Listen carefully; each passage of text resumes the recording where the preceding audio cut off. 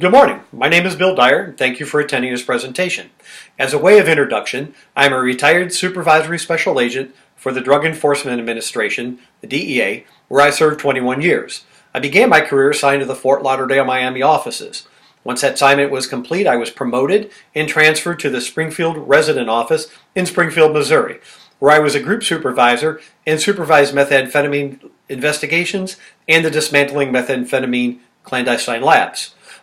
Once that assignment was complete, I was transferred to the Islamabad, Pakistan country office and served as a country attaché. Upon the completion of that assignment, I was transferred to the DEA Office of International Training, where I assigned as a director of training for the Afghanistan training team. This training team provided training for the Afghan Counter-Narcotics Police and their Special Operations Unit. Once I retired from DEA, I stayed in Afghanistan and I worked as a contractor for CENTCOM and DEA, continuing the same program. Prior to my career with DEA, I spent 12 years in local law enforcement working in Ohio and Florida. Having spent 10 years serving in Pakistan and Afghanistan, and having worked in a source country, Afghanistan, I had the opportunity to supervise narco-terror investigations and eradicate poppy fields and dismantle worldwide drug organizations. The worldwide experience has given me a very unique perspective in drugs of abuse and personal addictions and problems facing countries. We're here today to talk about in a discussion about highly abused pharmaceutical controlled substance. This series of discussions will be broken down into 4 separate drugs of abuse.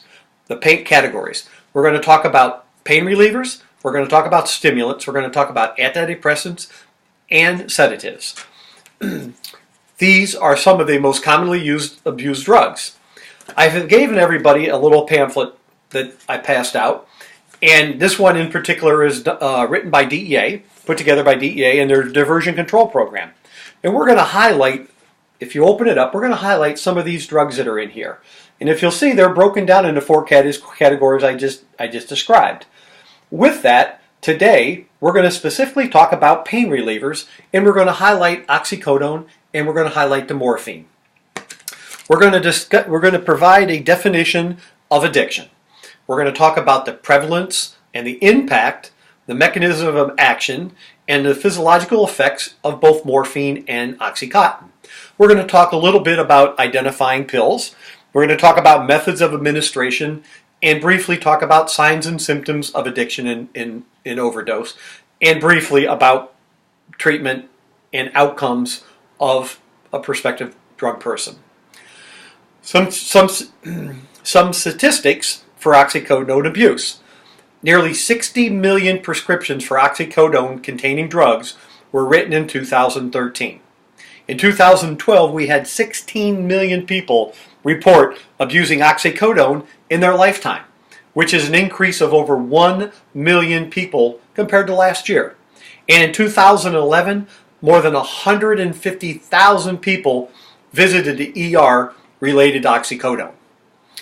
A little quote that I like to hear, or I like to repeat, is those addicted to prescription opiates are 40 times more likely to develop a heroin abuse problem. We have people going from the controlled substance prescription to illegal drugs. Quite prevalent. So let's talk about the definition of addiction. An addiction is likely to have taken hold of a person's life at the point when that person continues to use a substance that they know is having an unwanted effect in their life. They will lie and steal to obtain more of the drugs. They will display changes in interest and their personality characteristics. They will neglect all other aspects of their life while devoting more attention to obtaining and using this drug. This is something that we have to get a handle on, because they'll continue even to use when confronted with medical, interpersonal, legal, and financial problems. So the mechanism of action for morphine and oxycodone is real simple. Oxycodone is synthesized in part by a chemical modification of an opioid precursor molecule, which are obtained from the opium poppy. Basically, opium poppy is a result of oxycodone produced in a lab. Despite being manufactured in a lab, oxycodone imparts the user the same impact as other legal and illegal opioids and opiates. Also, like other opiates and opioids, oxycodone is capable of delivering a very, very powerful high, rendering it very much a potential drug of abuse. As you're aware, morphine is produced by opium, and opium comes from the poppy plants. Afghanistan is the #1 heroin-producing country in the world, and it's estimated that over 90% of the heroin comes from Afghanistan. While being in Afghanistan and Pakistan, I had the opportunity to witness firsthand the poppies. I got to see them in the seedling stage all the way to where it was ready to be harvest the opium gum. And on top of that, I had the opportunity to go into clandestine labs that were converting opium paste to morphine and morphine to heroin.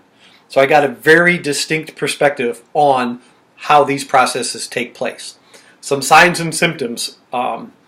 When somebody uses oxycodone, they will experience a range of signs and symptoms related to the activity of opioid receptors throughout the body. This takes place at the mu, the delta, and the kappa, essentially depressing multiple functions in a manner consistent with opioid substances. The signs will vary depending on the specific formulation of the oxycodone. Oxycodone is found in 2 different forms. It's found in immediate release and controlled release. Immediate release is absorbed in the first 15 minutes, with its peak effect taking place in 30 to 60 minutes. It's dosed every 4 to 6 hours. So there can be a big possibility of abuse used by individuals.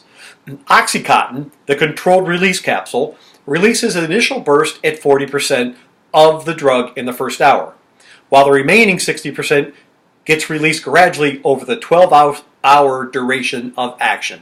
Some of the misuse or alternate routes for administration of oxycodone include, which is very common, crushing the tablet. As you saw in our little pamphlet, 90% of the pills in here, the drugs in here are pill form, tablet form. So most of the users do not like to orally take it. They crush it, and when they crush it, they either snort it or smoke it, or they use an aqueous solution, they dissolve it, and they inject it. Oxycodone is considered an opiate receptor agonist. One of the effects of this molecular interaction between the drug and the receptor is the increasing dopamine activity in key brain regions. The dopamine gets released and it goes to these key parts of the brain. When we feel good, for whatever reason, whether we're laughing with a friend, whether we're seeing a movie, or whether we're eating our favorite ice cream, the brain reward system is activated. As we said before, the reward system is part of the brain that makes us feel good. The reward system is a collection of neurons that release these dopamines, a neurotransmitter. When the dopamine is released by these neurons, a person feels good. Scientists have linked dopamine to most of the drugs of abuse: cocaine, marijuana, heroin, alcohol, and even nicotine. These drugs are all activate the reward system and cause the neurons to release large damaging amounts of dopamines. Over time, the drug changes this part of the brain. As a result, things that used to make us feel good no longer feel good. This leads to the abuse of the drug. As previously mentioned, some of these effects of the abuse include tolerance, physiological dependency, and ultimate addiction. As the body continues to experience the effects of oxycodone, it begins to adjust to the levels so that the same amount that you would take has a decreasing effect every time you use it. Therefore, you require more drugs each time to get the same high. Obviously, we know this process is called tolerance. So let's break down the physiological effects of morphine and oxycodone. As you know, the drug abuse has serious consequences. The most serious consequence is that the prolonged drug use can change our brain, and in fundamental, long-lasting ways. Eventually, it becomes difficult to derive that pleasure from our normal activities when the dopamines are released. After repeated drug use, you reach a point when you decide that the using of the drug is no longer a voluntary action.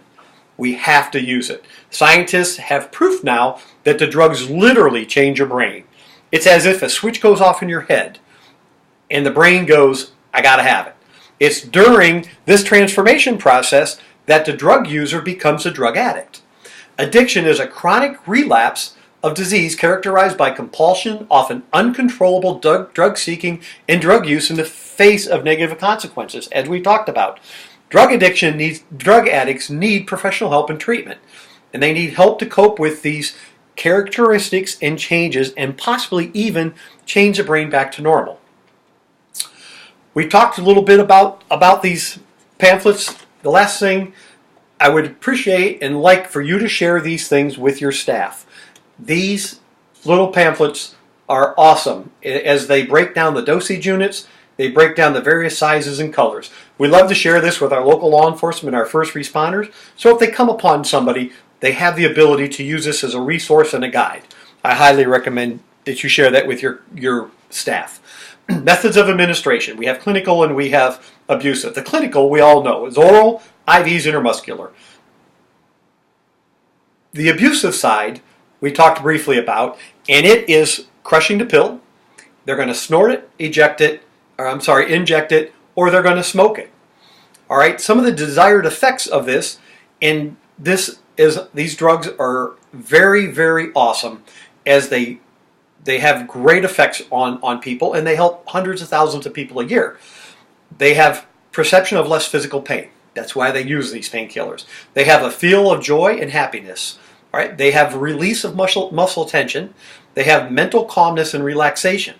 The unwanted signs that come with both the legal and the illegal drugs: slow and difficult breathing, constipation, nausea, vomiting, confusion, and alternate between being asleep, semi-conscious, and unconscious. Potential signs of overdose on both legal and illegal substance: constricted pupils, non-reactive to light, periods of extreme sedation, and often difficult to wake. Lack of responsiveness even when you apply a painful stimuli. Respiratory arrest, which is the worst, in sciatic or blueness appearance in both the nails and the lips. What can we do to counteract that? There's a drug out there called naloxone. It is an anti-agonist, a short-acting opiate that blocks the reverse of the effects of morphine and opiate drugs. I had the opportunity while in Pakistan to actually see naloxone being administered in the field. Approximately 4 months ago, we had a counter-narcotics police sensitive investigation unit seize a large quantity of opium paste in a tanker. One of the CNPA officers went inside the tanker to recover the opium, place it in evidence. While he was in the confined area, he became exposed to the opium that got on his skin, and he inhaled the overwhelming vapors. He became lethargic and unresponsive. He was transported to our small clinic with very shallow breathing and very low pulse. Shortly after he arrived, he lost all his vital signs. The medic on staff administered naloxone through an IV which he'd already started. The vital signs returned. He made a remarkable recovery. The officer made a full recovery after time. Brings up a lot of questions, referenced their safety precautions and procedures, which were addressed. But the true tell of the story is that there are drugs to help people who get themselves in trouble, and these drugs are available. They just need to be available to all people in the medical field and aware that they can counteract drug overdoses. I know we talked about a lot today. I hope you found the discussion helpful. Some of the areas that we covered the short definition of drug addiction. We talked about the prevalence and impact of drug abuse. We talked about different types of the pain medication. We talked about physiological and mechanism of action for both morphine and oxycodone. We talked about methods of administration. We talked briefly about some signs and symptoms of addiction and overdose. And lastly, we talked just briefly about treatment of an overdose, or what we can do to stop that. One of the most important takeaways from this presentation today is in reference to the relationship between you, the doctor and pharmacist, and the patient or the drug user, in that you need to know your patient. You need to identify and make sure you have appropriate mechanism of action in place if you have a patient that's in trouble. Thank you again for attending. I will be available during the break if anybody has any questions. I have business cards up here with my contact information. Please feel free to contact me at any time. Thank you again. Have a wonderful day.